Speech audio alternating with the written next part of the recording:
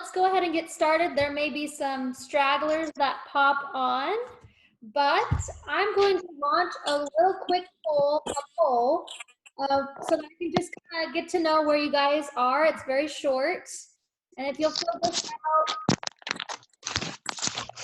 I'll go ahead and introduce myself. Good. This will be a class where there'll be lots of interaction. However, if you start talking at the particular moment to just limit background noise, go ahead and mute yourself. You can use the chat function, and you can also chat privately with people that you may know in the group, as well as ask me any questions. But as we get going, feel free to be engaged and involved, but I'll try to minimize background noise with using the mute function. But my name is Kennedy Shope. I live in Grapevine, Texas, which is a suburb of Dallas-Fort Worth, right by the airport. And I started writing musicals because I was an actor in musicals. My first musical I wrote when I was really little, I called Cats, Dogs, Kittens, and Puppies. It's surely gonna, be on Broadway. I just knew it. But after I was an actor and musical theater, I started writing music, and I started pop music. And through pop music, can I interrupt? Yes. There is somebody that isn't muted, and we can't hear you. Okay. There's a lot of cracking going on somewhere. Sorry. See. Sorry, Kennedy. Oh, no problem.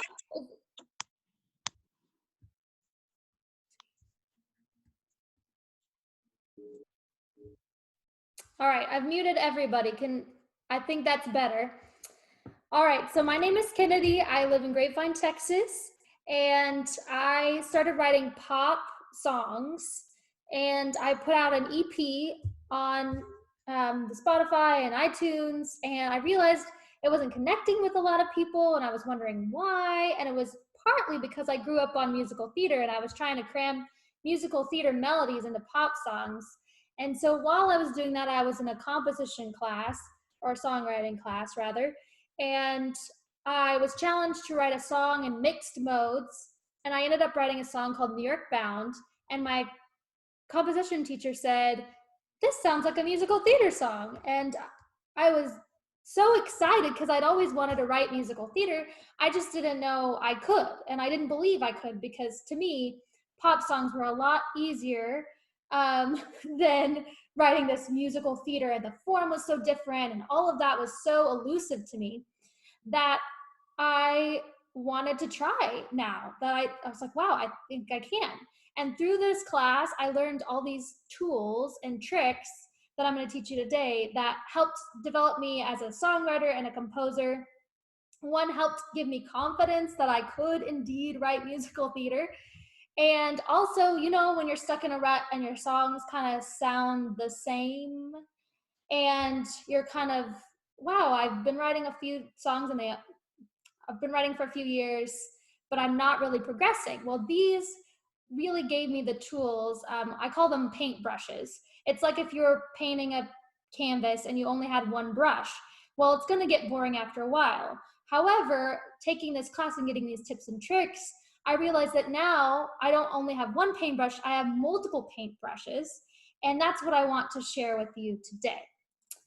So see on the poll here, we have a very diverse group, which I love it. We have some of you guys have just started, or have, let's see, 14% just started, 14% 1 to 2 years, and then we have 44% that are 10 plus years, which I'm sure are our wise ones. So feel free to chime in. And then we have what part of country you're from. We got two fellow Texans in the house. We got 31% from New York, California. And then we even have a person from Europe, so welcome. That's amazing. So I'm so glad to host this class, and I can't wait to get started. So I'll go ahead and get on started. So for this class, I'm gonna kind of start with the building blocks of a song. So you have lyrics, you've got melody, and you've got harmony. So I'm gonna start with lyrics. So all of us, right, are writing, most of us, we're musicalwriters.com, right? So we're writing musicals. So our songs have a purpose and they tell a story. So I like to emphasize this in everything that we do because every part of the song, whether it be the lyrics, the melody, the harmony, the arrangement, you name it, can be a part of telling your story. And that is why I have so much fun with musical theater, because you can nerd out about music theory and still somehow with music theory tell your story. And it's not just the lyrics that are telling your story. But we're going to start with your story. So it's good to have an outline, of course, of your musical and where you're going with it. A lot of times it's really great actually to start with your book intact, and then you find the high moments of your script. Can anyone tell me where they usually put a song in their script? They usually put a song in the script where the character feels compelled to express their feelings. All right. Yes. So maybe it's a feeling song. They have a very poignant feeling. It's a very needful expression, right? I have to right now. It's very urgent. Is there anybody else have an idea? Like in a spot where you typically have exposition, the song can be nice for when a character's expressing what they're thinking about or feeling inside. Okay, so maybe a exposition a little bit, but still kind of a feeling. Anyone else? Actually, what I've heard in other places is that you want to put songs inside of a script where a character is so compelled about the experiences that they're going through, or the moment in the script that they're going through, that they cannot talk anymore. They have to sing, and that's kind of a philosophy that I've tried to incorporate a little bit into my own things. Yes, I agree. There's a sense of you have to put a song here. It's because there's no other way to express this thought that you're trying to convey, whether it be a character's emotion or something that the character is doing. Now, something that I struggled with as a songwriter, coming from a pop background, is musical theater songs always propel the plot forward. So a lot of times singing a song in a singer-songwriter way is generally a reflective stance. I'm reflecting on a certain emotion that I've had, or I'm talking about how I'm feeling. However, in musical theater, it takes it one step further. Not only am I just reflecting or thinking or feeling, I'm doing something. It's propelling the action forward. So this feeling I have to express, it's so urgent because I have to do this thing, or because it's pushing me in this direction in a certain way. So analyzing your song in those two capacities are very helpful. I like to break it into two categories, which are loose categories because most songs have a little bit of both. But there's action songs and feeling songs. So two of you really talked about feelings, which as an actor, those are my favorite songs to sing. So I totally get it. And I wrote a lot of feeling songs for my musical. But there's also action songs where they're going to do this thing, or they're doing this and they're propelling the action forward. So those two categories. And I'm going to give you some examples. So in Wicked, One Short Day, I'm considering an action song because it's them, they're singing, they're in Emerald City, they're having a good time, right? But For Good, albeit it's very driving to the plot, she's leaving, but they're talking about their feelings and the time that they've had together. So For Good would be a feeling song. Another example from a classic, The Sound of Music, Do Re Mi, right? That's an action song. She's teaching them solfege and she's teaching them music, and that's the song. But there's countless songs, right? I Am 16 Going on 17, these different moments in that musical that have. I was actually thinking about that. What'd you say, Like, Jack? I was thinking about that. Like, those could be like advice songs too, right? Yes, it could be instructional, right? But still, they're sharing a feeling of some sort, or they're moving the plot forward. There's a lot of different categories. I'm sure I'm being highly simplistic about it, but I just kind of try to categorize whether my song is a feeling song or an action song. So another example, If I'd Loved You from Carousel, definitely a feeling song. And Used to Be Mine from Waitress, definitely a feeling song. Both of those just grab you at the heart. And it's partially because you've been with these characters, you know them, and you see that this feeling is so strong and it still moves the plot forward, right? It's still doing something. You see these characters and you feel with these characters, and it's so palpable. And you've earned the right to sing this song, usually in those moments. But as I've said, most songs should have a little bit of both. For example, I Have Confidence in Sound of Music, technically kind of her I Want song, we could argue. She's like, okay, I gotta have confidence. She's kind of convincing herself of what she feels, but it's also showing her going and deciding to change her life and move and to be the Baroness for the Bon Tracks. So that's a very interesting thing and caveat. Hamilton does an excellent job of having both feeling and action in their songs. For example, Satisfied is Angelica singing about her feelings for Hamilton and this conflict. While going on, there's a wedding behind her where you see that this is going on and happening. So it's brilliant that he kind of got two birds with one stone.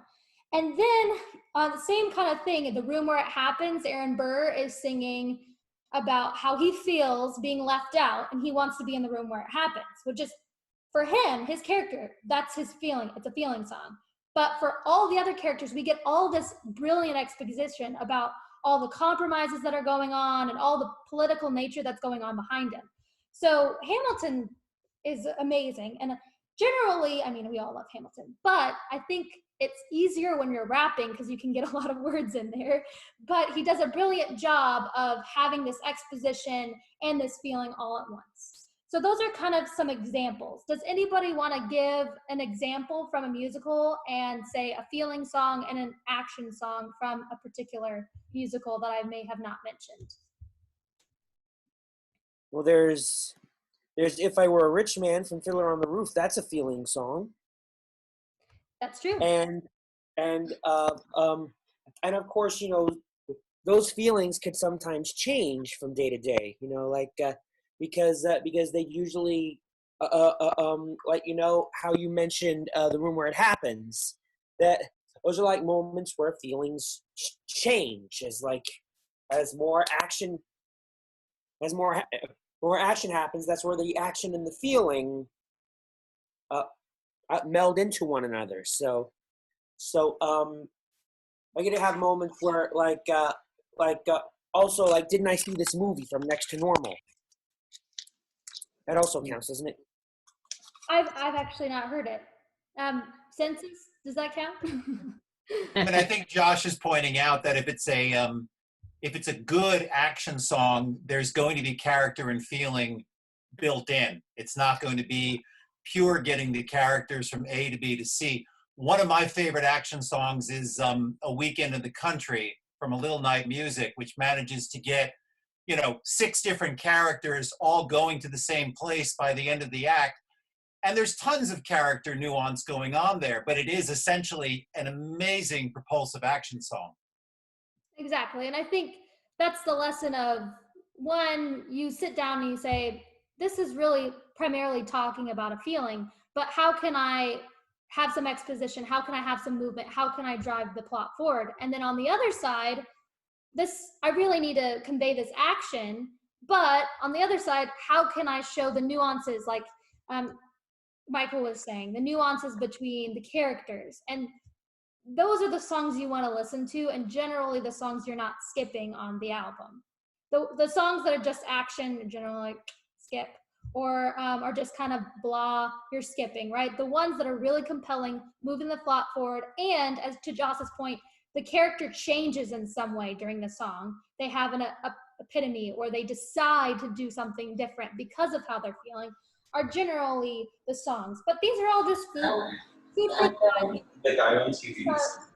Writing your musical, make sure that you consider and maybe just brainstorm different actions you can convey or different feelings, because you really should have a bit of both.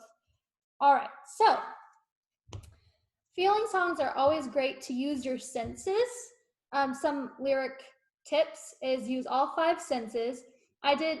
There's some exercise that you can do every morning for, say, 2 minutes. You pick a subject, say time, and then you set a clock for 2 minutes, and you only use your senses for 2 minutes. You talk about the senses of time, how you feel, what you're feeling, you're touching, how you see, what you hear, what do you taste, and you just write and write and write. Now, if the time moves to watch, which moves to somehow gets to Beauty and the Beast and in 2 minutes, which is possible, you let it go and you leave it there.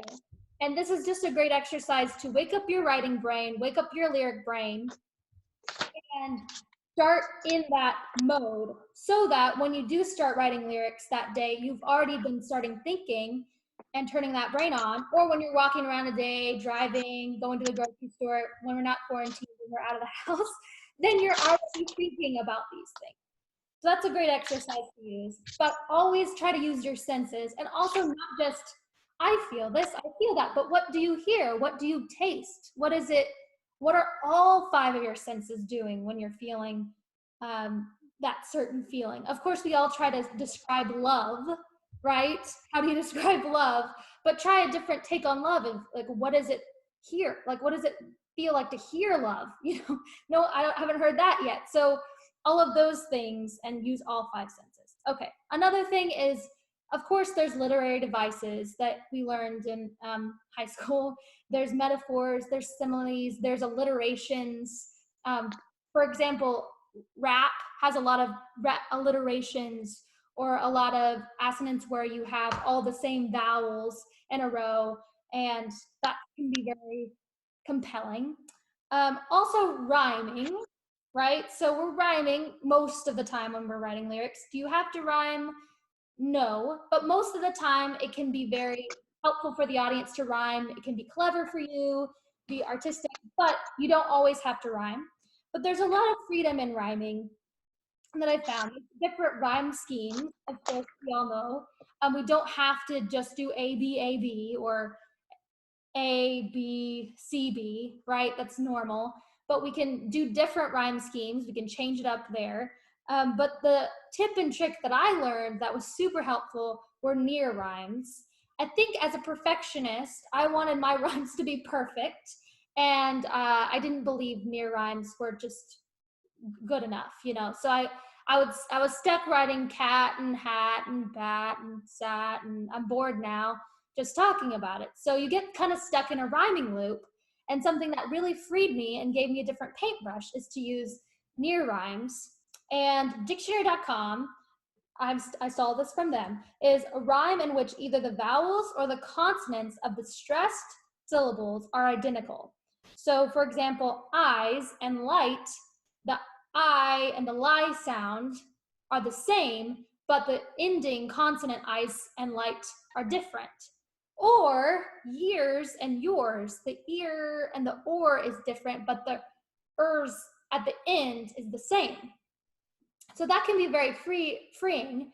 Of course, you have rhymezone.com or a thesaurus or a rhyming dictionary, of course, but these near rhymes have really helped me in writing lyrics and freed me up to use a lot of different words. So usually what I'm doing is when I'm, say, me or free, I usually try to put a consonant at the end. So if it's free, see, then I'm like, okay, seat. Seat's a word, so seat, meet.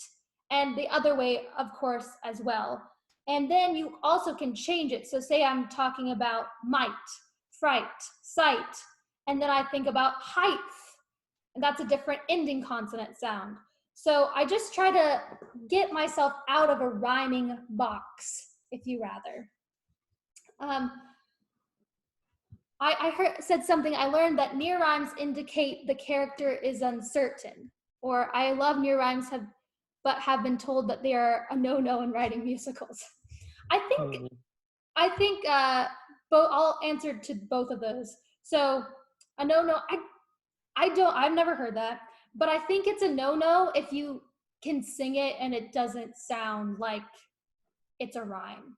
But most of the time, singing, you get away with a lot of, if I'm just saying it, height and might doesn't sound as much of a rhyme as if I'm singing it. However, you'll hear it, and musicals tend to be more sing-songy and more clever with your rhymes, right? And so I'm not saying that you always have to use near rhymes, but if you're stuck, it might be helpful to just start brainstorming other things, and you might find other words that may not be near rhymes. They might be perfect rhymes. You just weren't thinking in that vein. And as far as whether it indicates the character is uncertain, I think it could if it was, I think a lot of things could indicate the character is uncertain with different meters, which we'll get to later, different key changes, different, all sorts of things. Mixed modes can make the character uncertain. I like my characters to be uncertain. I think they're always uncertain, probably. And so I have a lot of different measures to make them sound uncertain. But yes, if there's like a sense of like longing and it's never really quite white because it's not fitting, then I would say that would indicate character's uncertain. I see, Carlos, you have your hand raised. Do you have a question? Yeah, thanks. Touching specifically on that particular subject, I was just wondering if, well, we're talking about two different things like lyricism, which is, the rhymes, perfect rhymes, and all of this stuff, and the musicality of it, and how it may influence with one another. I was just wondering if specifically for this part of rhyming, if you had any sort of strategy about how to let the musicality of a piece influence the writing in itself, or if you've ever tried maybe like a certain approach, if you have a rule of thumb about that. You broke up a little bit in the middle. Are you saying the approach of allowing the musicality to dictate your writing, or? Yeah, I was just wondering if you had any particular like rule of thumb or set of strategies that you find yourself using and from every now and then. That's a good question. So normally I start writing with the lyrics because I want to know kind of where I'm going with the song. And then based on what the character is feeling, I then can think, okay, maybe this character is uncertain. So maybe I should try Lydian because Lydian makes you feel uncertain. Or maybe I should do minor mode. Or this character is really happy and really hopeful. So maybe I should try a mode that feels really happy and really hopeful. Maybe I should never get to do the whole song, which makes you feel wondering and longing. So I think I use the information and the tools that I have in music theory to kind of inform the mode or the method I kind of want to go about.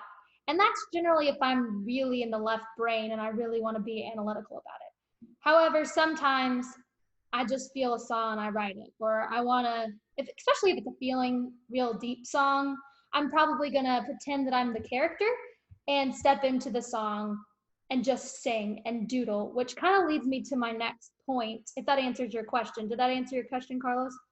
Yes, thank you. Okay, so the next section is the melody. And so this is where what I call doodling. I coined this term, but it's where I just sing over some chords and I have a blast. And that's how I make my melody, at least at the beginning. So I get my lyrics and then I kind of get into the character. Of course, we're writing musical. So what is the purpose of this song? Why are we singing it? And then really try to step into your character's shoes. Now, this may have come from my acting background, but why is my character singing this song? What just happened before? What motivates me? Why am I singing it to a particular person or the particular audience? Why is there some urgency that in like palpable feeling that we have, oh, this is a song. I can't say it, I need to sing it. So why do you need to sing this song? And why do you, this character, need to sing this song at this specific time? And once you get that urgency, that feeling, then, and I have my lyrics generally, but you don't have to start there, then I start going, okay, and I just, most of the time, start singing. Sometimes I give myself a mode or a meter or something that kind of frames my world that I'm living in, but I start what I call doodling, and I have a blast. And I'm sure I annoy my roommate most of the time. And I just sing the same lyrics over and over and over and over and over and over again, which I'm sure you all have been there. So that's where I start for melody. And then you can start analyzing it too. You can also inform your musicality this way. Is your character hopeful and longing? Then generally you're gonna have a long, sweeping phrase. We mentioned If I'd Love You from Carousel. It's this beautiful phrase that comes from a low note to a high note, and it just feels like it's soaring, and it fits the song perfectly. And then you have When He Sees Me from Waitress, and it's frantic, and just hearing the song, you're stressed hearing it because she's stressed, and so it's very staccato and different and segregated. So are your notes connected? Are your notes far apart? Are your notes connected rhythmically or far apart rhythmically? All of those things can make your melody convey your emotion. But I generally start from the actor's perspective, and then if I'm stuck or not feeling it, I then might think, okay, what kind of musicality do I want to bring to this? So that's the melody as well. But one caveat is not all of us are singers. I am not a male, so when I write male songs, I try not to limit that fact when I'm writing for a male. Sometimes I write in the key that's most comfortable for me, and then I would change the key that would be comfortable for a male, because I don't want my lack of singing ability or singing ability at all to influence my characters, because my hope is that Idina Menzel might sing it one day. And so I want some really high belt notes, and I wanted her to scrout a little bit, right? So I want to give her a space to shine and doodle a little bit on top of my melody. And I want to not limit myself based on my vocal ability. And so a good way to do that is, one, imagine Idina Menzel singing your song and say, okay, what note would she want to hit? What note could she trill on? Another thing is get actors and singers, really good singers, to sing your song. They generally will add their flavor to it. They will also add that actor's perspective. And I learn a lot from my actors because you know the ins and outs of every character in your world. They're your best friends, correct? You live with them for weeks and years, and you know who they are. However, you know everybody. But that actor is focused on that one person and why they're singing that song and what their arc is, and they only consider that person for the whole musical. And so when they sing your song, they bring a different dynamic to it than you can, because you see the whole world and they just see them, right?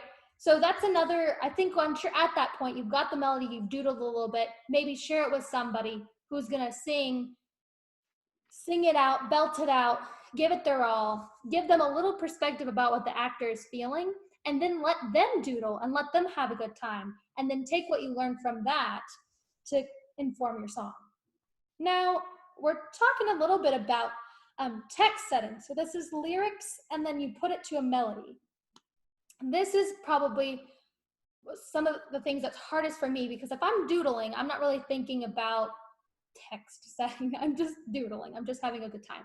However, it's a common mistake, and text setting is you want to make sure that you put the right stressed syllable for the language that you are singing in. So assuming if you're singing in English, you're going to stress the right syllable on the right stressed beat for your meter.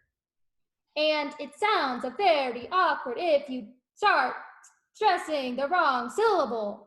Generally, it makes, especially if you're rapping, it makes you sound a little nerdy when if you're stressing the wrong syllable. But the same thing, which is a little bit more hidden in singing, is if you stress the wrong syllable, it just sounds awkward, and maybe you can't place it. And generally, it comes from a text setting issue. And how I fix this is I have Sibelius, but you can do whatever music notation software that you have.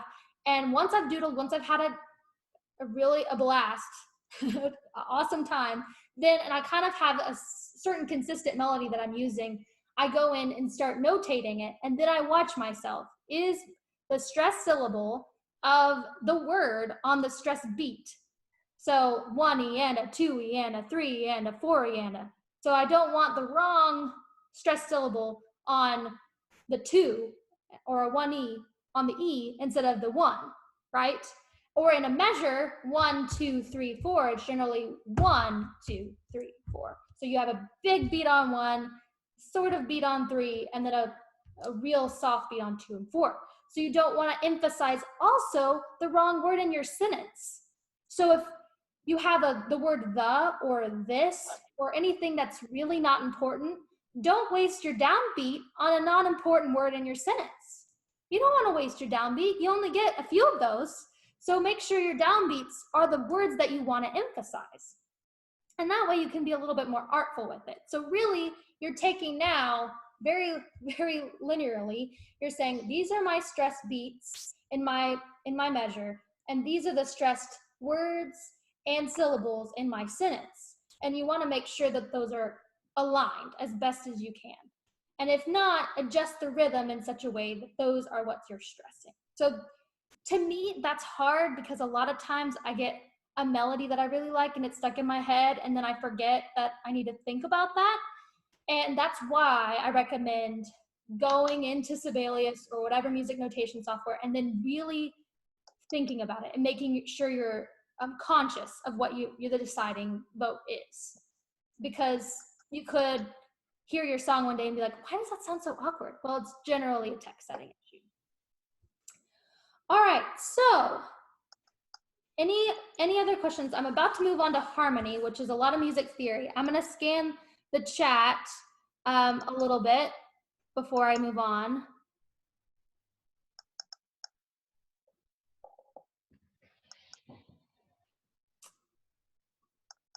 Let's see.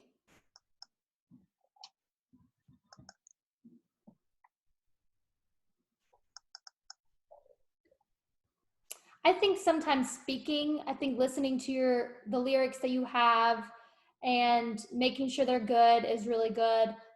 Also speaking it out loud, you've sung it a lot, and then taking it and saying, all right, how would I say this if I was just talking and not singing? And that can inform a lot of the text setting that you might have. And the term, I have a question. oh yes. Yeah, I'm a writer. I don't write music. I don't compose.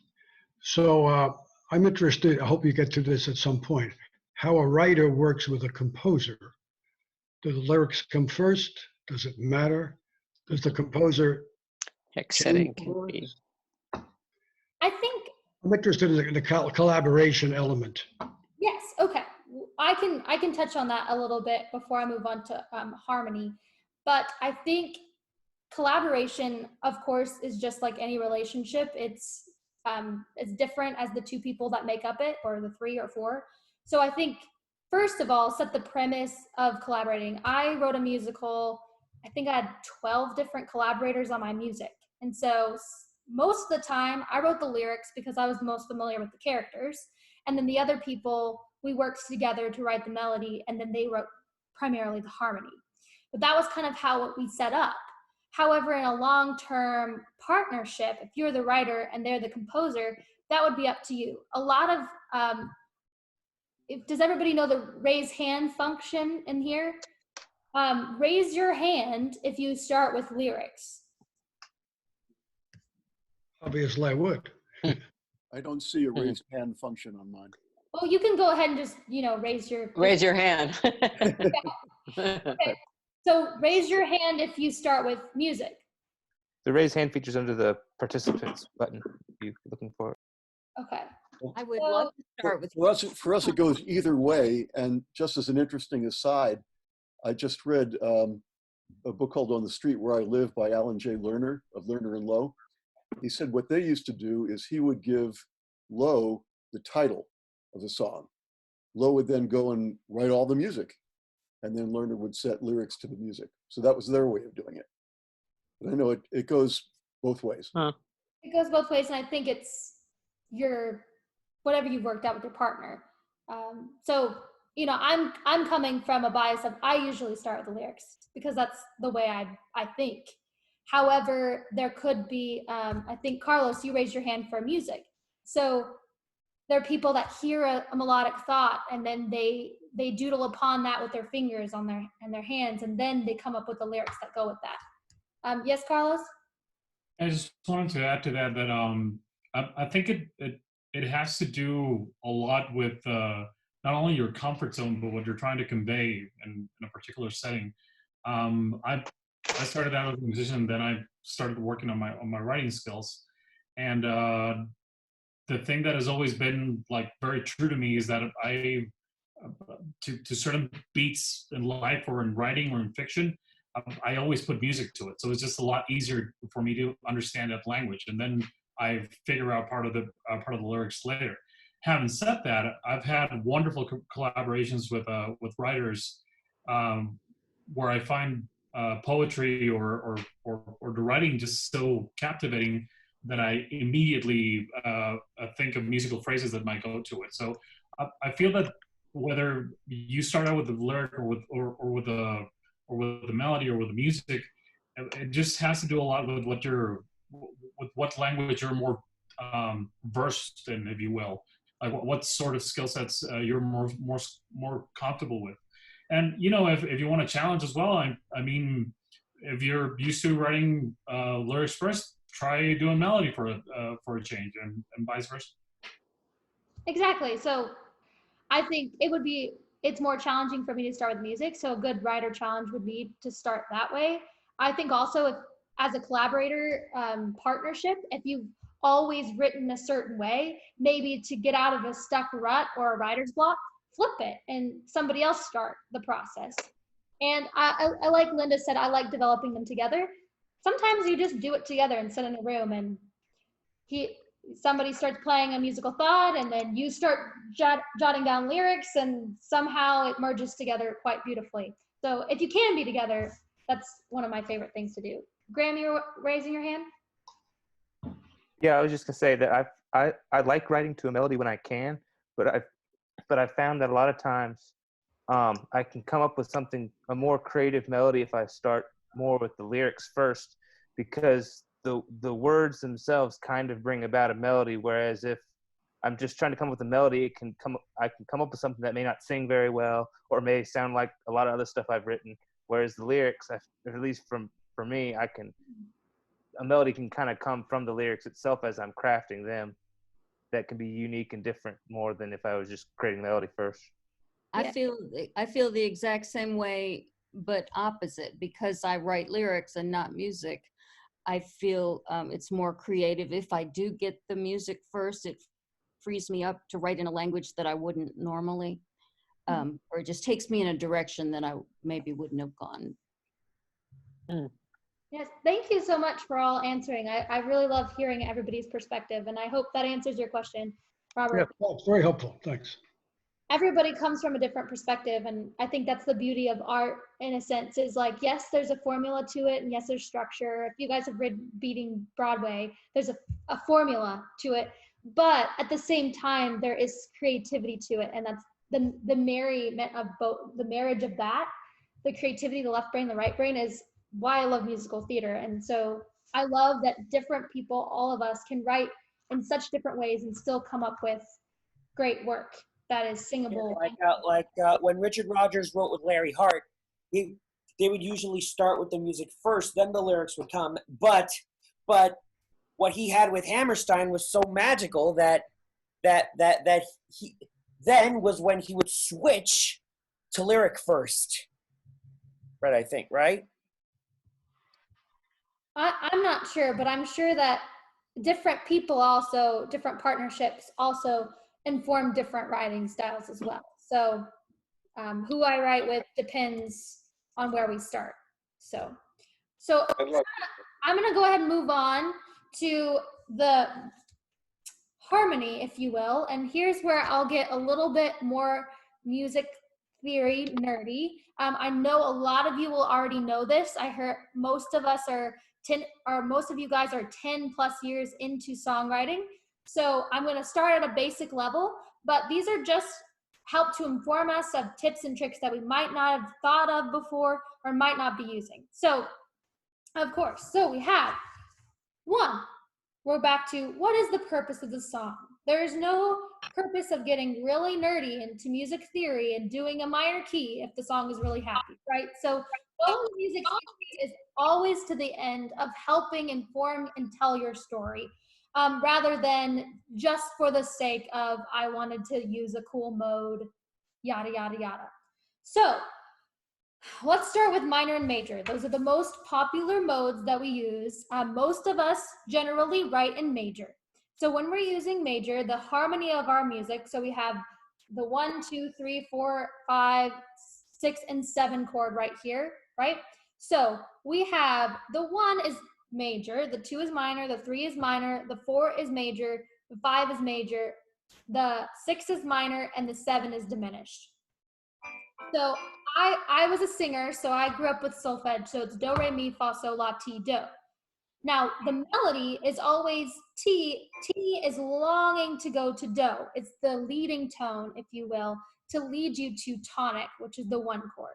So all of your cadence, if you will, is the ending of a phrase. You want to go from T to do, and do is your home. So anytime your character is talking about something that is homey to them or special, or you just got to the final point of the song, that is when you should generally land on the 1. Now, if your character is uncertain, it's really good not to land on the 1, because 1 has a sense of resolve, resolution, and home to it, right? So if the character's not feeling at home, very uncertain, you should hinder yourself from getting to the 1. That's generally my rule of thumb. And I try, especially if they're uncertain, to use my cadence so well that I'm longing as the audience to get to that 1, and I just want it so badly. All right, so minor scale. This is the natural minor scale. So in a natural minor scale, it's the major scale, but you lower the third, the mi, to me. You will lower the la to le, and you lower the ti to te in a natural minor scale. So you have do, re, mi, fa, sol, la, te, do, which gives you this minor 1, a diminished 2, a major 3, a minor 4, a minor 5, a major 6, and a major 7. Now, we just discussed the cadence, right? We just discussed this leading tone that leads us to do, and this loving thing that our ear finds so satisfying when we get to do. And yet, in a minor key, natural minor, the T is now te, so there is no half step from T to do, which leaves us very unsatisfied. And that's natural minor. However, generally, when we're using minor, we have a harmonic minor scale, which we raise the leading tone so that we still get that T do, if you will. But if you see here, the harmonic minor scale has a minor 1, a diminished 2, an augmented 3, which is crazy, a minor 4, major 5, just like normal, just like major, major 6, and a diminished 7, which is just like major. So generally, when we're using minor, and if we were just doodling and we weren't thinking about it, we would generally be using the harmonic minor scale. There's one more minor scale, which is the melodic minor scale, which means it's do, re, mi, fa, sol, la, ti, do on the way up, and do, te, le, so, fa, me, re, do on the way down. So it's got just like harmonic minor on the way up, except you raise the 6 as well. So it just sounds like major almost. And then on the way down, it sounds exactly like natural minor. So those are the different minor scales that you can play with. But before I get to mixed modes, I want to talk a little bit about the formula for major keys. I did not make this chart, although it's pretty. This is, so kind of a formula of a chord progression. Typical, has anybody seen one of those videos that it like plays 50 Beatles songs and they all have the same chord progressions? And it's sort of kind of— I love those. Yeah. I love those. The Axis of Awesome, I think they're called. There's like, yeah, you're like, why am I a songwriter if it's all 4 chords, right? Which is typically, non-musical theater songs generally don't follow this rule, but pop songs definitely do. It's usually 6, 4, 5, 1, and there you go. And And it's of course, what's wrong with that? there's nothing wrong.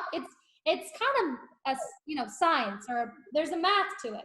And here's why. Because if you see this 4 and this 2, they both have 2 of the same notes in them, and so does the 5 and the 7. So a 4 is fa, la, do, and a 2 is re, fa, la.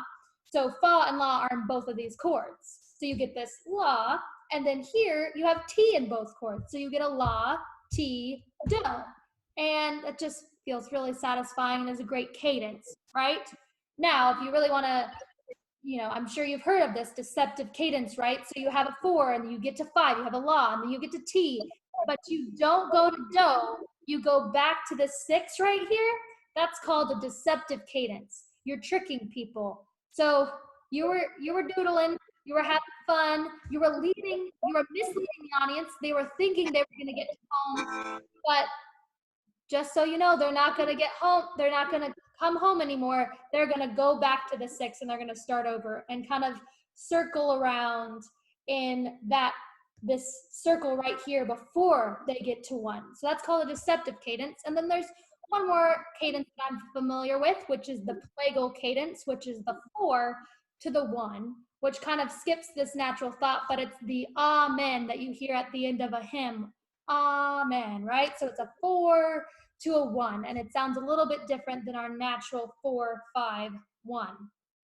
So that's typically why you have the same 4 chords in a song, is because they work really well. You have a minor 6, kind of got a different feel. You got a 4 and a 5 and a 1. However, there are other ways to do it, and that's why I bring it here, is because you can use a diminished 7th chord, which is awesome, kind of spice things up. You can do a minor 2. Of course, they still serve the same function as your 4 and 5.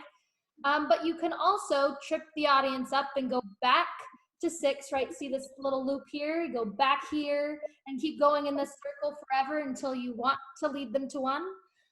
But I think it's sometimes helpful to just go back to the music theory basics, very basic, and just go, okay, what do I want to achieve, and what are my cadences, and when do I want the big cadence moment? And that is when you do a deceptive cadence for a while, and then you finally land on 1. All right, so my favorite, this was where I kind of discovered that it was possible. It was really possible to write musical theater, which I didn't believe it until this moment, which was mixed modes, which musical theater loves doing. So mixed modes is when you're in a major key and you decide you're going to throw in some minor chords in there. Not minor in value, but the chord progressions that would be in a minor key, that would be in the parallel minor. So typically we talk about the relative minor. So C is all white, and all white notes on the piano would be C major, right? All white notes on the piano would also be A minor. Same notes, different keys, those are relative minor. Parallel minor, rather, is if I'm in C major, I would be playing the keys in the key or the chords of C minor. So it's a little bit different because, just like we discussed, you have do, re, mi, fa, sol, la, ti, do, which we learned from The Sound of Music. And then we also have do, re, mi, fa, sol, la, ti, do over here. But they're running parallel. So if I'm in major key and I want to play a major 3, so say I'm in C, I'm not going to play an E major. I'm going to play an E flat major, because in the parallel key of C minor, you would have an E flat, correct? So I'm going to play a flat 3 and a flat 6 and a flat 7 if I'm doing major, because that would be the note I would be playing in the parallel minor key. So this is a great thing to jazz up your chord progressions, to give yourself some more melodic interest, is to use some borrow from the parallel major or minor key. You can still do that same thing if you're in a minor key and borrow from the major key. So has anybody ever heard a cadence that goes major 4, minor 4, 1? Has anybody heard that? I think I see Yes, some. I Okay. have. There you go. Thank you. So I love that, right? It's lovely. I like to do it when I do my almonds on Sunday because it jazzes it up. But that's what you're using. You're mixing modes. Now, musical theater does this all the time, but you can do that like with everything. You can do it with a minor 5, which is crazy because like we just said, we like that T to do. So a minor 5 wouldn't have that, but it gives a different flavor, a different taste, and it's a different paintbrush, if you will, to paint with. You can use a diminished 2, which always sounds really cool. I really like diminished chords, they're real crunchy. You can use a major 6 and a major 7. I love using a major 7 because it's got that country kind of feel to it, personally. But it's all, thank you, yes. So all of that is a way to mix the modes. Does anybody have any questions? I know I went through that pretty quickly. Does anybody have any questions?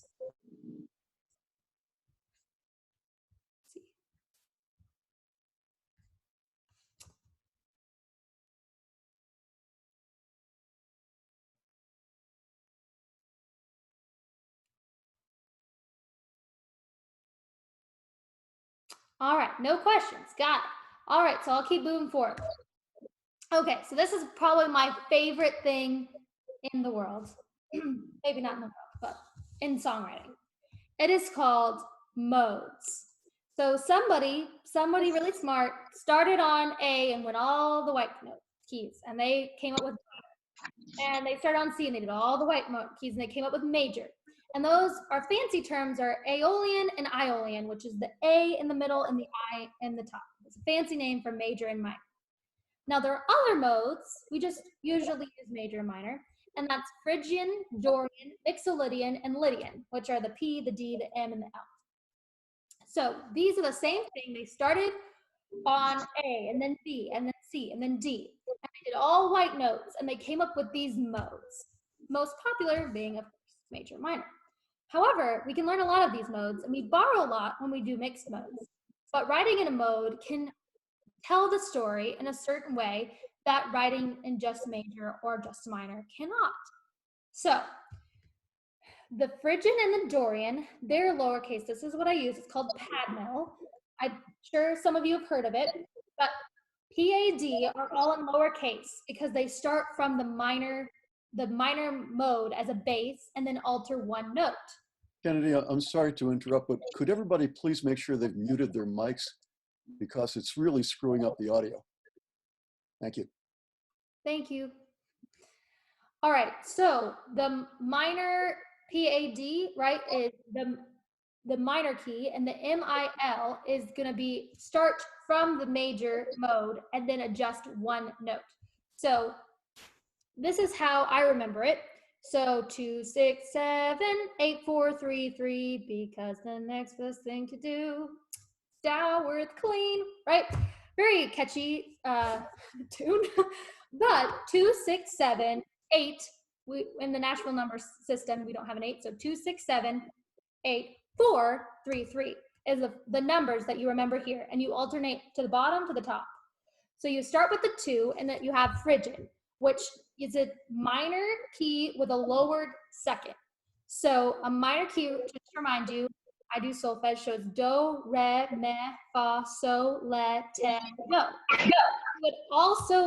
You would also lower the second, which would be, instead of re, you do ra.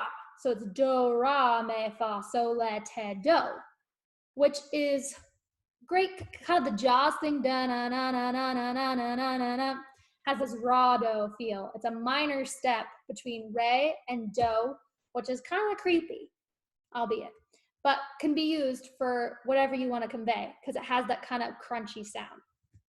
Dorian has a raised sixth. So instead of the le, like a typical minor mode, you're going to have the la.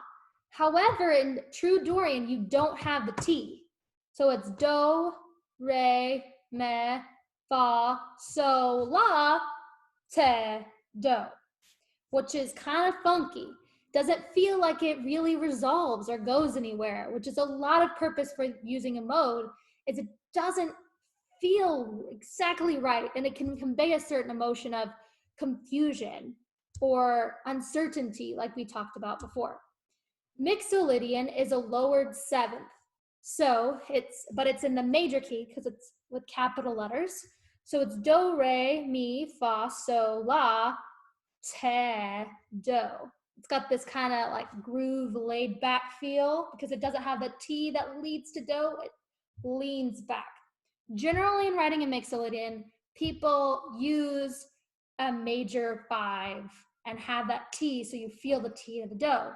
However, if you're writing in true Mixolydian, you never have the T do, which also leads to kind of some uncertainty about where do is, because we know do by the T that leads to it. However, when we don't have that, there's a little bit of a lack of resolution. However, the Mixolydian is used a lot in country music and has that laid back vibe, chill vibe, lean back feel.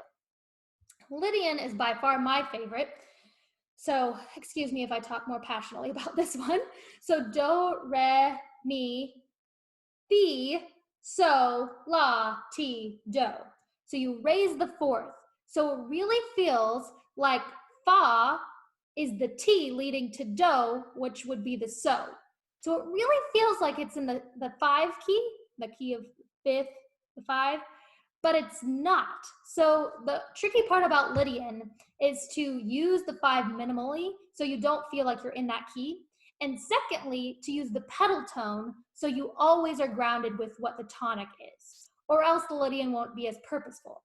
But I have a song in my musical called Surely, and it's saying, surely spring will come, surely, surely, surely. And I use Lydian very purposefully here because Lydian feels like it's longing to go to do, not the true do, but that so. It's longing to go to so. It really wants to.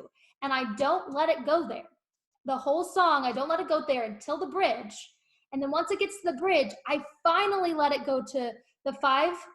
And then once it gets to the 5, it's now in the key of the 5, but still in Lydian. So it's still longing, it's still searching. And so it never quite feels like it gets there. It never feels like it. And it's very poignant for that specific emotion because they're saying, surely spring will come. Surely it will. Surely it will. And that has Lydian as that hopeful feeling to it because it's still in a major key, but it's like, why am I not getting there? And so it's a very great tool to use for uncertainty. So that, my friends, is Lydian, Dorian, Phrygian, and Mixolydian, which I'd love to hear if you guys have a favorite.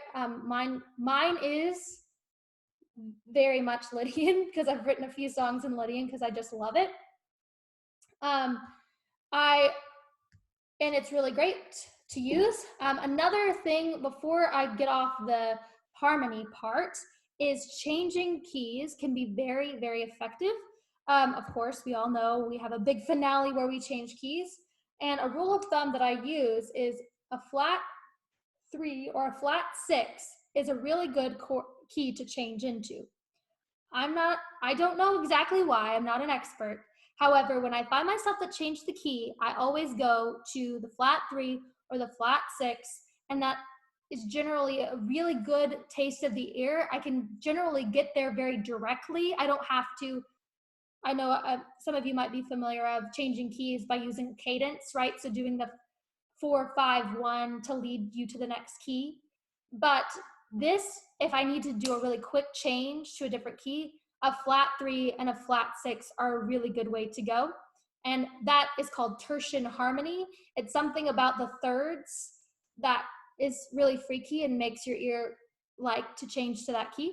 But that's just a tip and tool that I'll use before I unshare my screen. All right. Any questions before I move on? That was a lot of information all at once.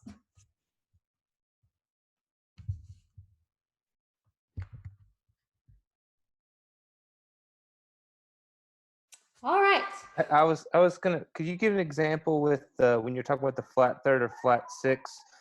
Like if you're in a key, are you are you using the flat third of that key and then transitioning to something else? I didn't quite catch. Like, can you give an example? Yes, I did say that very fast. Okay, so if we're in the key of C, just to keep it easy, then I could change to the key of E flat or A flat. And it's just because if I was mixing modes, right, especially if you're mixing modes a lot anyway, then you're already using E flat major a lot, and you're already using A flat major and you're the key of C. And then all of a sudden now you're in E flat, and then you completely are in E flat for the rest of the song, and that it becomes your new do. Which it always helps. I know I said this, a cadence, right? We talked a little bit about the cadence, 4, 5, 1. So jazz music does this a lot. They change keys very rapidly and consistently, and generally just going 4, 5, 1, 4, 5, 1, 4, 5, 1. And they're just going through a bunch of keys. Same way is if you can find a chord that you have been using, maybe you're borrowing from another key, and you're using a major 7, but that happens to be the 5 of a new key, then use that to get to the next key, if that makes sense. The more you mix modes, I think the more the transitioning to the new key can be easier because you're already kind of fluid with your keys and your melody. But if you're not, and you're just simply singing a major chord, it's good to do 4, 5, 1 to lead to the next key in the new key. Very hard to communicate. But if I was in the key of C and I want to go to D, then I'm going to use the 4, 5, 1 in D. Does that make sense? The G, A. I would find a way, because C, if I'm going to D, my G is my 5 of C in C. So I'm going to use the G, because that's a 5. Then I'm going to do the A, which is not in that, a major A is not, then back to get to my D. That makes sense. Add something to that. Yes. With those particular changes, what you're doing is that you're turning some of the chords stable, like not intervals, but the stable degrees, like the 4th, the 5th, and the 1st. You're turning them into unstable degrees, like the 2nd, the 3rd, the 6th. So what you're basically doing is just like taking an auditory surprise by changing what is once like stable and turning it into unstable. You're basically turning the harmony on its head. So that's part of why it works. And you know, you could argue that it's pretty much just like something that we all grow up in, but what I'm trying to get at is that that's what's technically happening. You're turning something stable like your 5th degree, and you're turning it into the 3rd degree of the next chord. And that's why it's interesting, and that's why it kind of works. Yes. So it works because it also works better, of course, when you have a stable mode, you know, you're in a very consistent vein, and you've allowed the audience to be familiar with what the world, just like when you're writing a musical. I don't know a lot of if you write the book too, but if you're writing a book, you have laws to the world that you've been setting up, and you can't defy those laws or you're breaking. That's the only reason why you're doing the wrong thing in writing, is if you break the rules that you've set up. It's the same kind of thing as in music. You've set up a certain rule and an ear palette to the song. This is how it's going to go. This is what I'm going to do. And then you change it up, and the audience buys into it more because they're already familiar with where you're going. And then you can sort of steer them one way or the other. Does that make sense? Clear as mud, right? Okay, so I'm gonna keep moving, but we might have some more time at the end of this to talk more about modes and fun music theory nerd stuff. Okay, so the next thing I like to think of, so we have lyrics, we have melody, we have harmony, and those are all basically the big building blocks that we're making when we have a song. And now when we're putting it together, there's other things to consider, which would be the meter and just the arrangement. So meter is sort of the glue that holds everything together, the lyrics, the melody, and harmony. So it's a good thing to just decide. Sometimes I decide. I like 6/8, so okay, so I know you guys gotta run. this class will probably last an hour and a half to 2 hours, but you feel free to stay on or leave as we go. And if you wanted more and you have to leave, please show your interest to Holly, and we might be able to have a different class where it's a more smaller class, more intimate, where we can talk about our own works and chat and things like that. So if you're interested in continuing this discussion, of course, follow up with me or Holly. But I'll keep going, but feel free to hop off if you want. I'm gonna probably talk for another 15 minutes or so, and then we'll leave it open for Q&A.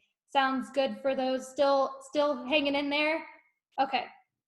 So the meter, 3/4, 4/4, 6/8, all different kinds of meters. We have mixed meters and we have odd meters. I find mixed meters to add to some sort of uncertainty or convey a different emotion. So I have a song that starts in 4/4 or starts in 6/8 because it's got this lilty sing-songwriter in the verse, and then in the chorus it's got this groove 4/4 to it, and it really makes you shift from the different moods from the verse to the chorus by mixing the meter. You can also use odd meters, which are 7/8, 5/4, and things. I like to listen to the song Take 5. It's a classic jazz song to just kind of get me in the mood of 5/4 if I'm going to start writing a 5/4. But all of these odd meters are another reason, another thing that I use when I'm writing something that's uncertain. I have a song called Puzzle Piece, and it's about the character who's, albeit uncertain. And what happens is there's a motif that starts off in 4/4, and then every time the motif plays twice in 4/4, kind of sets the mood, and then after that you lose an eighth note every time you do the motif. So it has 4/4, and then it's 7/8, and then it's 6/8, and then it's 5/8. And by the time you get to 5/8, you're feeling like, oh my gosh, you're losing your mind. And the song just keeps going faster and faster. And then you get to the end and you're still kind of don't feel resolved. The same song also changes keys every time the motif is played, up a minor third, which is to the flat 3, which we talked about a little bit earlier. So it goes up by flat 3s or minor thirds all the way up through the scale to end on the same key that we started with, but you still don't really feel very resolved or anything because you've been losing notes the whole way and changing keys, and it's crazy. So that's a song that probably is the one that I'm most intellectually proud of because I thought about it a lot. But that's how I use music theory to convey the certain emotion and nerd it out and did my song called Puzzle Piece. So those are different reasons why you would use meters. And mixed meters or odd meters, but those are just consideration that you might have when you start writing your song. And then as well as arrangement, you can work with a different arranger, of course. You don't have to be the one that arranges it. However, arranging is kind of putting it all together, what style, what genre, what instruments are playing, and then you kind of get to write. I like to put on my producer hat at this point, is all my songs are written, how I'm going to tie them together. How many instruments can I afford? How big is the space? What is this like? Do I want a full orchestra to play it? Or do I can't? Or do I want it to be more electronic? Does that tell my story better? Is it set in the country? So maybe we have a country style the whole time. Or, for example, Hamilton, right? It's decidedly all rap, but it uses a lot of different rap styles to give you variety during the whole show. But there's also musicals that are mixed genres. I know that you might hear that you're not supposed to do that, but you can do it if you do it. I think you can do it well if you decide that you're going to do it and do it for a reason. So, for example, my musical has rap when the government's speaking, but there's a cappella moments when it's very dismal and sad. There's also more singer-songwriter when the actors are confessing their emotions. There's rock when they're angry. So the emotion and the purpose that the song is dictating in the story is moving the plot forward by using the genre. However, sometimes it's better to keep it consistent throughout, but it's really kind of up to you as the writer, but also what services your story better, what's going to tell your story better. I'm also writing another musical, but Scarlet Letter, it's set in a previous time, and so a lot of it's folk. But it kind of varies a little bit between folk rock, and some a cappella. So it's still a very similar genre and style, but there's some variety in there to keep your ears healthy from not listening to the same genre the whole time. But that's two examples of like mixing the genres or keeping them consistent. So that's all I have to say. I know that's a lot. I know I just it was water with I don't know. I'm not very good at what's it called? Idioms. But anyway, drinking water from a fire hydrant. That's what it is. Okay. So I know that was a lot. And we talked about lyrics. We talked about feeling songs and action songs. We talked about melody. We talked about harmony. We talked about the meter. We talked about the arrangement. And now we're left to just how to apply it. And that honestly is up to you. As you use these tools, like I said at the beginning, as paintbrushes. What does your song need? And albeit, what does your story need? How best can you tell your story? And what paintbrush can you use to tell it with? Is it a puzzle piece-like song that you could just whip out a bunch of paintbrushes? Or is it really a soulful song that you don't need any of these things and you just need to doodle over some 4-5-1 chords and it's gonna do the trick? So I think doing all of these things for just the purpose of doing all these things is a great writing exercise. However, we're musical writers and we're here to tell a story. And that's what makes it so great, is that we get to tell a story with what we do and what we write. And so all that to say is, when you're thinking about these things and using these things, making sure you pick up the right paintbrush is really, the tool is only as great as the person who picks it up, right? And uses it. So I can give you these tools, but I don't know your musical and I don't know your story as well as you do, but you do. This is your story. This is your song. This is your musical. And so pick up that paintbrush that you need, because you know what you need, and use it to tell the story that you're telling. And that is what makes a good songwriter a great songwriter, or a good song composer a great composer. And it's because they're telling a story and they're doing a purposeful thing with all the tools that they have. So that is all I have to say. I'm gonna stay on for a little bit longer. I know it's late and we need, if you guys to eat or sleep or do any other quarantine tasks. Thank you so much for being here, but if you have any questions, I will be on. I'm just curious, what do you write on, piano or?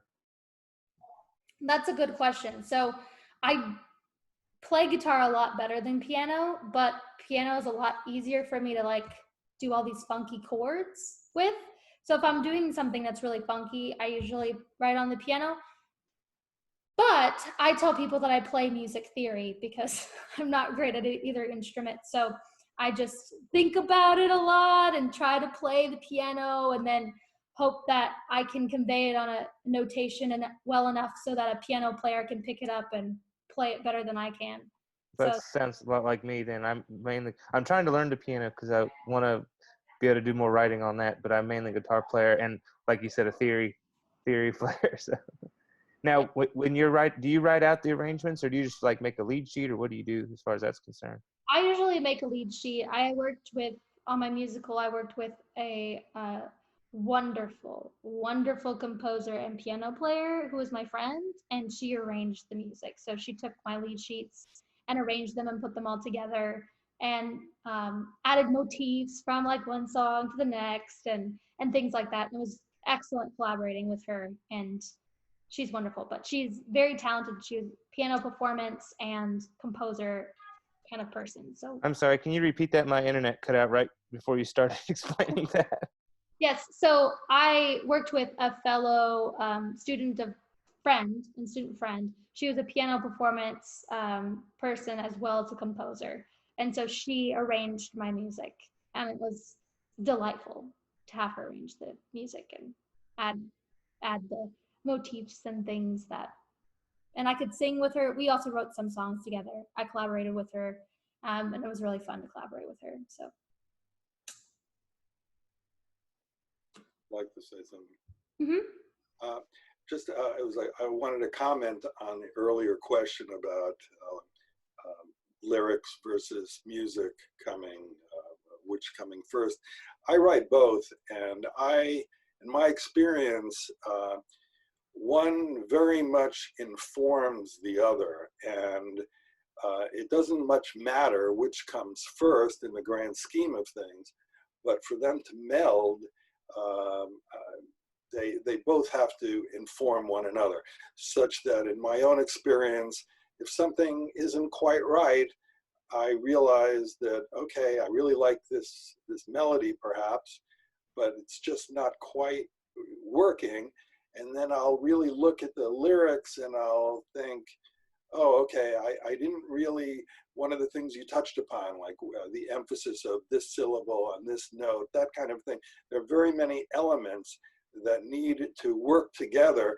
And when it's not working perfectly, the solution typically is having either the melody inform the lyrics or the lyrics inform the melody, so that either or both can be tweaked so that they really work harmoniously and in a balanced fashion. So that I really don't think one needs to come before the other.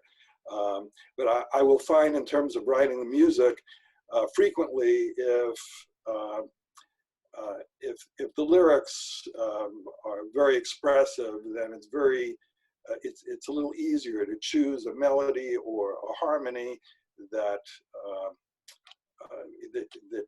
works with the particular sentiment of literally each word of the lyrics, so that you get the flow that you're looking for. And is this what you're saying? And I just assume, doesn't everybody do this, just go back and forth? Like if I start with the lyric and I give it to the composer, I feel it's just like a template and it's going to go back and forth. It's just a starting point. Yeah, I mean, there's obvious, what you're saying is that there's a conversation, which is the beautiful marriage between the lyrics, the melody, and the harmony. Is one informs the other and the other informs the other, and then there's a conversation going on. There's a dialogue, just like two characters in a scene, or three, albeit. Carlos, did you have a question? Yeah, this is more of a general question. So I've been working on a project for the longest time, and I think that's kind of cliched amongst us fellow musical writers, that we sometimes start out a project and end up taking 10 years or 15 to work it out, or sometimes it just works out better because you're collaborating and it's a lot shorter. I was just wondering if anybody out there had any experiences, like good experiences, multitasking and taking a project to fruition. And by multitasking, I mean not only taking the part of writing the music or lyrics, but doing the other steps of the process as well. I mean, doing a little bit of the storyline and the playwriting, and maybe getting even involved in the music production side of it. I was just wondering if anybody could share a little bit of that. Yeah, I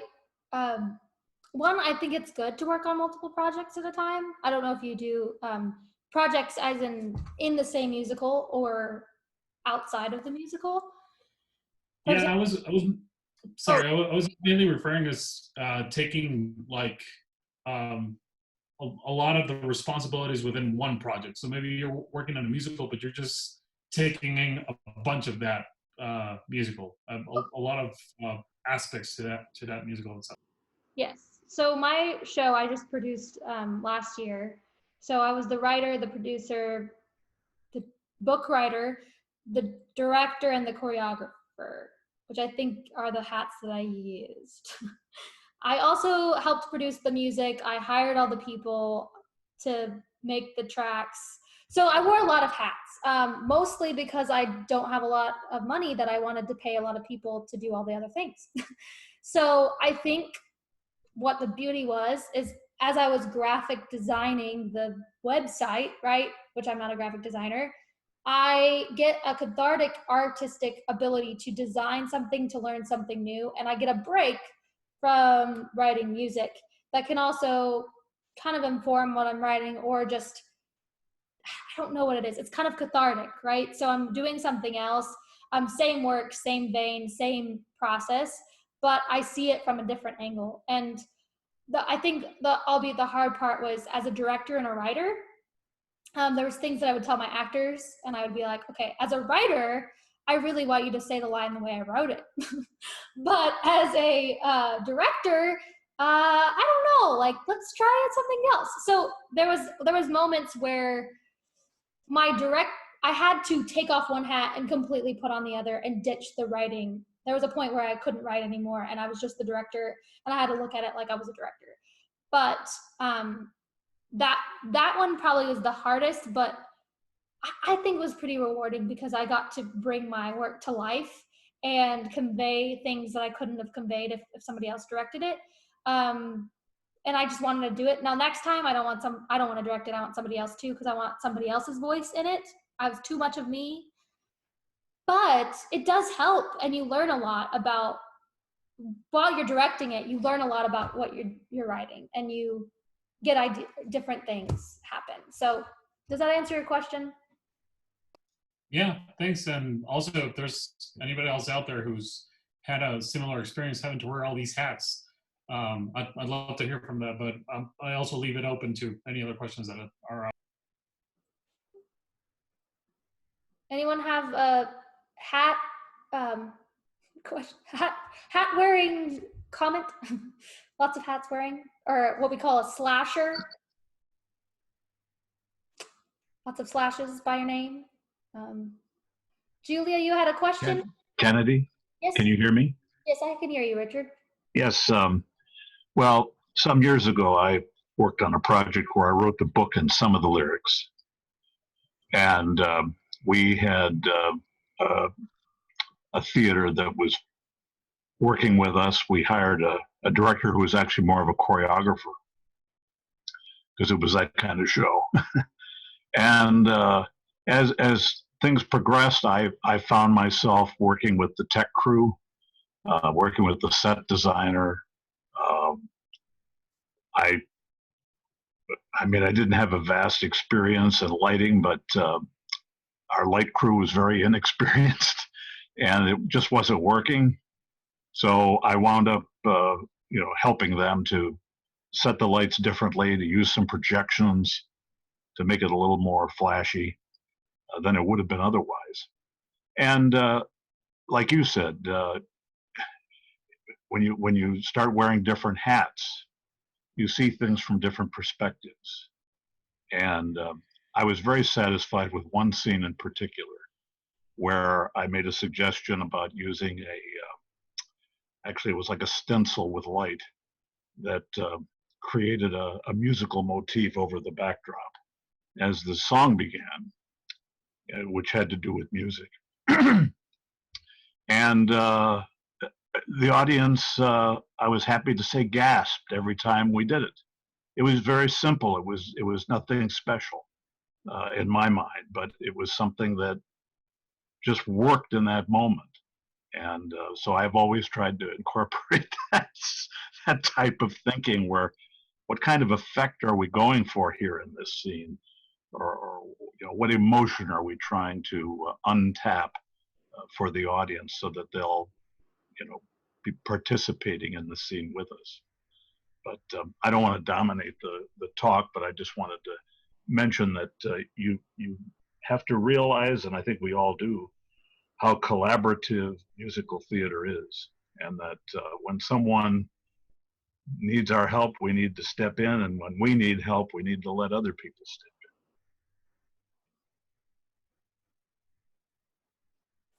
in. The beauty of it, right? The teamwork and the family that is created by just one musical. And as an actor, you have all your actor friends, your director and choreographer and that. But as a composer, I didn't realize you also have this beautiful friendship between the collaborators that you have and whoever you allow into your story and into your world, and the intimate knowledge of the people that the characters that have become your friends, that you share with these fellow people for the next 5 to 10 years of your life working on this musical. There's something beautiful about that. And then from that, working with directors and the people that I worked with, as far as my musical director, fabulous, my stage manager, fabulous, and collaborating with them was wonderful. But collaborating also on the front end with different writers and my arranger is just a beautiful partnership. And something very special. You get to make music and make a world together, which is pretty cool. All right. Thank you, everyone. We had 50 people on this call, which is crazy. We're down to the tried 20 people left. I'll stay on for a little bit longer if you guys want to chat about anything else, but I'll officially close and dismiss the class. And if there's anybody that has any questions, I can follow up with that as well. But thank you so much for coming on, and I so enjoyed. Thank you for spending your evening with me, and I hope you learned a little bit more about songwriting, or just maybe a new tip or trick or tool. And I'd love to hear your songs or your music, and let me know if you guys want to share your music with each other. So thank you very much, Kennedy. Thank you. Thank you. Thank you for your comments and sharing, everybody. It was I loved the interaction of the class. So nice. Good night. Bye. Good night. Good night. Thank you. Stay safe. Stay healthy. Where did you do all those? Where did you wear all those hats in the musical you just produced? I live in Grapevine, Texas, and I produced it at a local theater. I rented out a facility. I had gotten some scholarship money that I used to some front money.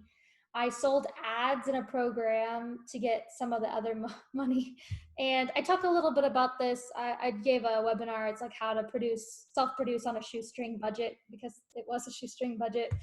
But I paid my actors a little bit so that I could get better actors. And essentially my producer hat was just trying to procure some money, and so that I could get the best show possible and market the show.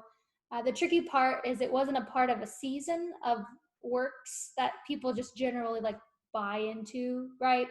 At a community theater. It was just an original show. I rented a venue and I went for it, and which was great, because I wanted to do it and I wanted to get it done, so I wanted to make it happen. That was kind of my goal. But that was the struggle as far as getting people to come, and that was tricky. But people came. Majority of them were actors, friends, family, my friends, my family. But it was really great to see it on its feet and do the musical. I'd done 4 readings up to that point at different levels. Some that I did myself. I did Theater 3 is a theater that does like Monday night playwright nights here, and you can rent it out for $200 to do a simple reading. So I'd done a few of those, and I really wanted to put the full production on. So I just raised the money, put it together, put it on. It's a lot. I've realized from talking to people in New York that it's a lot less expensive here in my town, and I'm out of New York, and it's really a great place to develop my work, because I probably would have spent the same amount of money on a 10-hour reading or a 29-hour reading in New York that I did here. So it was a great way to develop it, to put on a big show, to get feedback from an audience, really have like laughter and clapping and all of that. So it was a wonderful experience. I would do it again, but not with that specific musical. I'm ready for that musical to have some other eyes on it and other hands playing with it, but that's what I did. I have like a musical kind of minutia question, just maybe anyone can answer. You mentioned diminished chords sounding crunchy. Yes. And I don't think I've ever used, and I'm in like the 5-year experience, so a little bit about some of the stuff, but not a whole lot. So I learned a couple new things today. Thank you for that.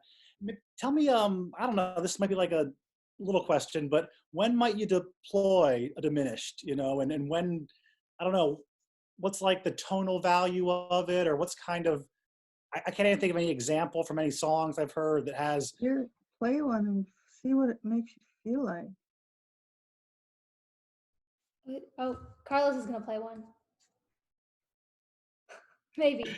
I was just gonna play the chords themselves, but like B diminished and C. Maybe the better question is, when do you use the 7? Oh, when is he the 7? That's what I was really asking. When do you use the 7? Not the chord, but like the 7. The seventh chord? You mean the 7 diminished? Yeah. Well, the 7 of the, the. Yes. I don't think there's that's hard to say because there's not a rule. I use it if I'm mainly stuck in a rut, like I'm doing 4-5-1, 4-5-1. Instead of using a 5, use a 7. I think that would be the first. I don't know if Carlos even have an idea, but if that would be my first.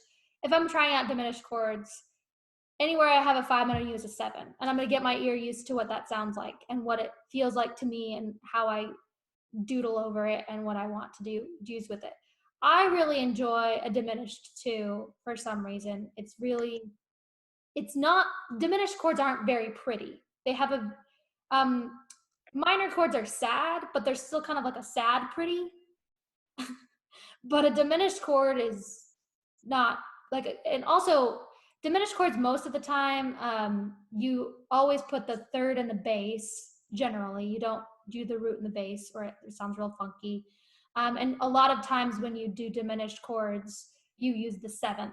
So you can have a fully diminished 7th chord or a half diminished 7th chord. And most of the time, you have a half diminished 7th chord,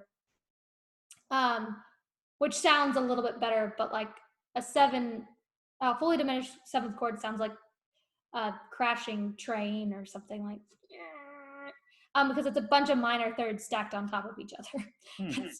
So a major chord is a major third under a minor third, major third, minor third. A minor chord is a minor third with a major third. A diminished chord is a minor third and a minor third. And then with the 7th, a fully diminished 7th chord is a minor third, a minor third, and a minor third.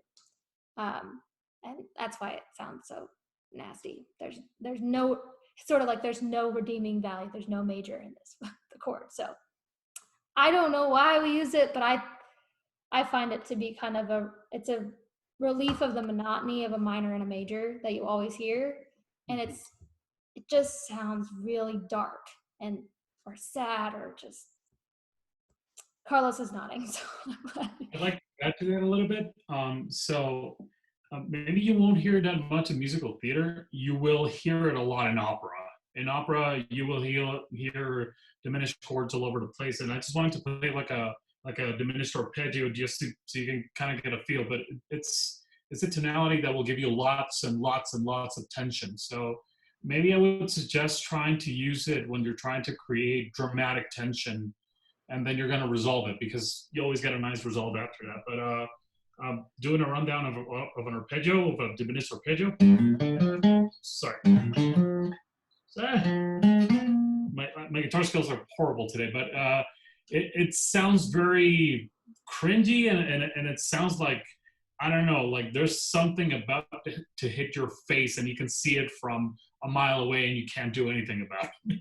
So that's kind of what it sounds like. And you can maybe use it to incorporate it into something that you want to generate that feeling. Mm-hmm. I like that. Tension. When you said arpeggio, Carl, I'm thinking it could be like Philip Glass-esque with like if you, and it kind of has more like a tension building thing. Indeed, it does. Yeah, you cut off a little bit there from the connection, but yeah, that's basically what I use it a lot for. Whenever I'm trying to build a lot of tension, I'll just hit a diminished feeling, whether it's a diminished groove or a diminished arpeggio or something, and just let it sit and let it like really build up, and then I'll resolve into something else. But it's usually when you're trying to do that, when you're trying to create a lot of tension. Thank you. I like that. Thank you, Carlos. Tension is an excellent, excellent word. All right. Any other questions? I've really enjoyed hearing from you, and thank you for joining the class. And I know that if you guys are interested, we might do a kind of more smaller class where we continue this and share kind of more like a writer's group feel, some instruction, some sharing of songs. So let us know if you're interested in that. Yeah, Go ahead, Betty. I would like that, something like that, like for lyric writing, not a, just a short term class, a few classes, that would be great. Okay. Thank you. And I just have to ask the question, did you at all break?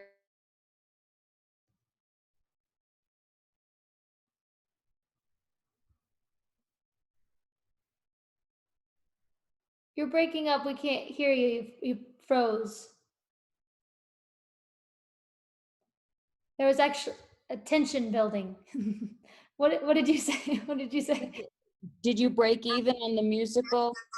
Oh, that's an excellent question. So, if you count multiple years, then I made money because of my scholarship. But this year I lost money. However, I got a tax refund because of that. So, Good.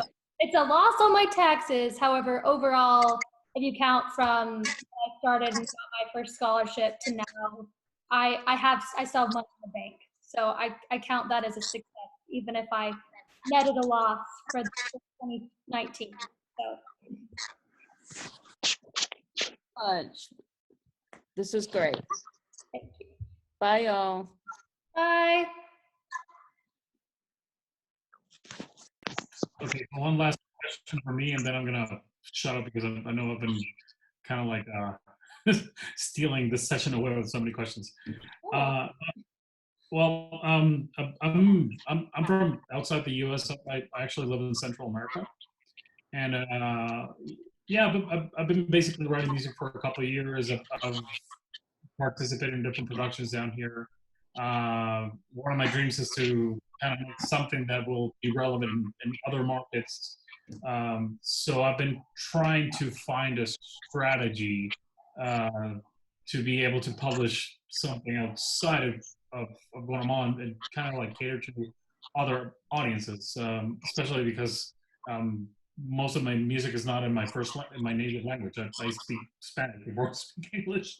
But having said that, I was just wondering. My question was, in musical writers and the website, you have lots of great resources for lots of stuff. I was just wondering if you ever might have something kind of like more targeted to international writers, and how maybe or how you can break out of like your local scene and kind of like do productions for other markets or things like that. So that was my question.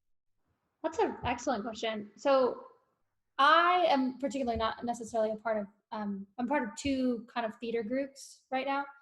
Theater Makers Studio, which is New York based and mainly focused for people going to New York, wanting to be in New York or in New York.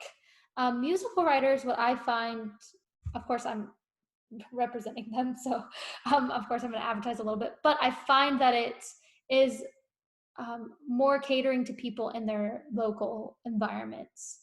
So like I said, is of course I want to get to New York one day or produce my musical in New York one day.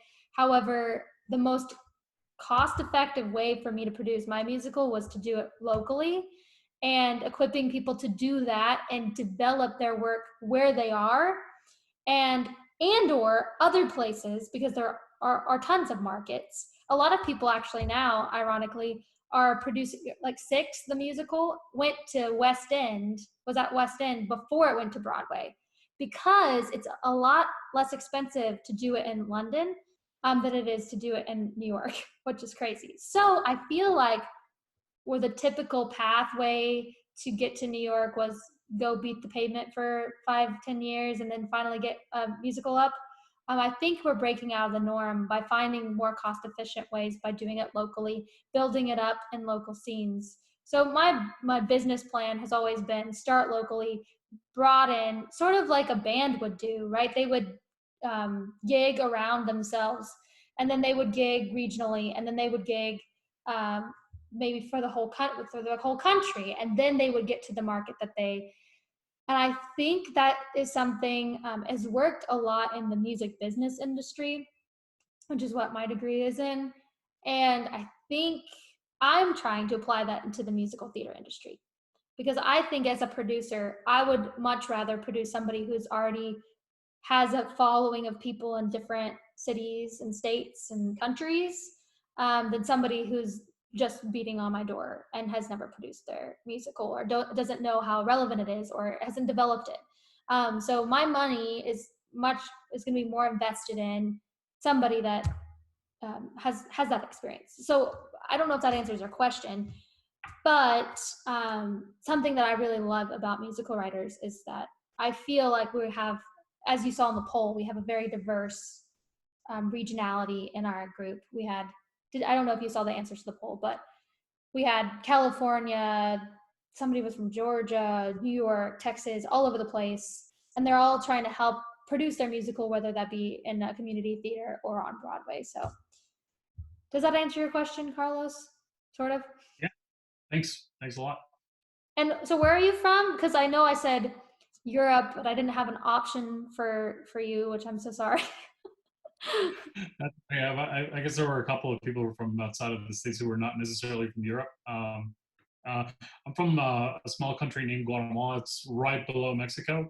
Okay. So out of the radar completely. Musical scene down here is very, very small. Musical theater scene is even smaller. So like to kind of like try to have it be a good business venture, if you will, or something that I could actually live off is not as likely. Well, yeah, it's not as viable as it would be in other markets. So mostly the music that I'm writing is not to cater to my local scene, but is to cater to other scenes. And yeah, I'm just finding myself in the constant challenge of having to write something and not knowing where to go to publish. But you know, that's somewhere further down the line for some of the projects that I have right now. And I just wanted to know, like, what are some things that I could kind of like research into. I used to be subscribed to Google Alerts, and I would just type in like some keywords like music festivals or international music festivals or like musical theater contests or things like that, just to kind of see where I could like submit my music really cheaply and just kind of get a little bit more exposure, even if it means that I don't get any money out of it. But it's just, I figured it as a way to kind of like get into the market. So that was where I was going with my line of questions. Well, I think that's a great idea. I think there's a submission calendar on musicalwriters.com. I don't know if you've seen that. It's I haven't. I will check it out. Yeah, albeit very useful resource. So Holly, who does the website, puts it together a submission calendar, so you can look up and submit to all sorts of things, and they're all musicals, which is a great thing because the other submission databases have a mixture of plays and musicals, but this is just musicals. So those are good a way to do it. I think maybe networking within groups like this and finding other people that might want to produce your show in their local city or their town, collaborating with somebody that way, I think would be kind of cool and fun. Because like you said, well, you could make a really big impression on your town because you are a big fish in a small pond, which is wonderful in some ways. And so just because you don't have a scene there doesn't mean you can't make one. That's a very producery positive spin on what you said. But I think submitting to people, getting people from all across the world to collaborate is great. So, all right.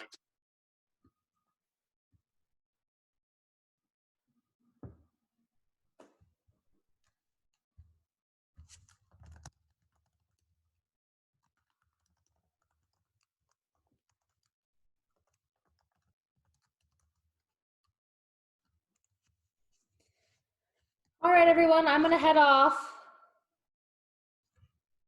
See you later.